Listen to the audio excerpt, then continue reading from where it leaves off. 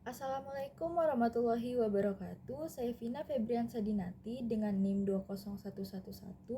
2011102413177, mahasiswi semester 3 Prodi S1 Kesehatan Masyarakat.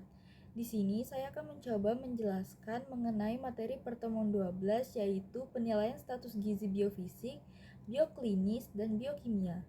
Yang pertama, metode bioklinis adalah melihat kondisi status gizi seseorang dengan melihat perubahan yang terjadi di dalam tubuh.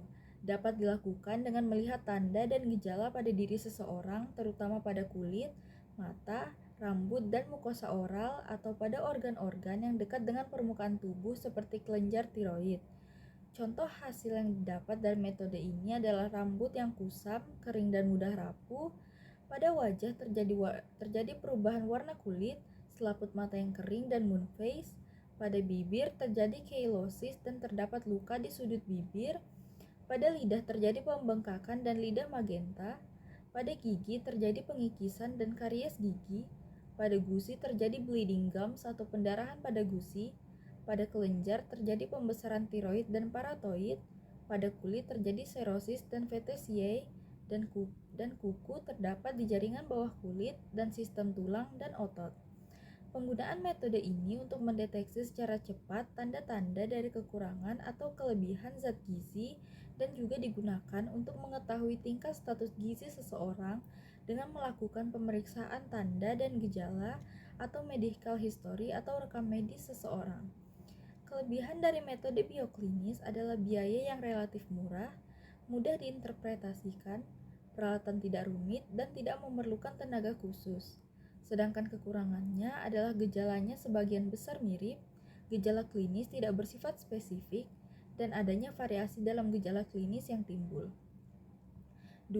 Metode biokimia adalah pemeriksaan dengan menggunakan spesimen pada jaringan tubuh secara laboratoris atau menggunakan laboratorium. Darah, jaringan hati, urin, dan feses adalah spesimen yang biasa digunakan untuk pemeriksaan dengan metode ini. Spesimen tersebut akan diuji secara laboratoris, terutama untuk mengetahui kadar hemoglobin, ferritin, glukosa, dan kolesterolnya. Metode biokimia dapat digunakan untuk beberapa hal seperti menentukan keadaan malnutrisi. Sebagai pemeriksaan pelengkap, yaitu digunakan untuk melengkapi metode lain dalam penilaian status gizi, misalnya seperti data penelitian konsumsi pangan, klinis, dan antropometri telah terkumpul, namun dengan adanya data biokimia, masalah gizi yang spesifik akan lebih mudah untuk diidentifikasi dan membuktikan keadaan defisiensi zat gizi subklinikal, yang artinya sudah mengalami kelainan namun tanpa tanda atau gejala klinis, sehingga sering digunakan untuk menggambarkan tahap awal dari suatu kondisi yang gejalanya belum terdeteksi oleh pemeriksaan klinis atau laboratorium. Kelebihan metode biokimia adalah dapat mendeteksi defisiensi zat gizi lebih dini, hasil pemeriksaannya lebih objektif, dan dapat menunjang hasil pemeriksaan metode lain. Sedangkan kelemahannya adalah hanya dapat dilakukan setelah timbul gangguan metabolisme, membutuhkan biaya yang mahal, memerlukan tenaga yang ahli, dan memerlukan peralatan dan bahan yang lebih banyak. Yang terakhir, metode biofisik adalah penilaian status gizi dengan melihat kemampuan fungsi jaringan dan perubahan struktur dalam tubuh. Pemeriksaan ini dilakukan dengan 3 cara, yaitu radiologi, yang dilakukan dengan melihat tanda-tanda fisik dan keadaan-keadaan tertentu seperti rickettsia, osteomalacia, dan fluorosis. Yang kedua, tes fungsi fisik untuk mengukur perubahan fungsi yang dihubungkan dengan ketidakcukupan gizi. Beberapa tes yang digunakan adalah ketajaman penglihatan, adaptasi mata pada suasana gelap untuk epidemic of night blindness, penampilan fisik, koordinasi otot, dan lain-lainnya.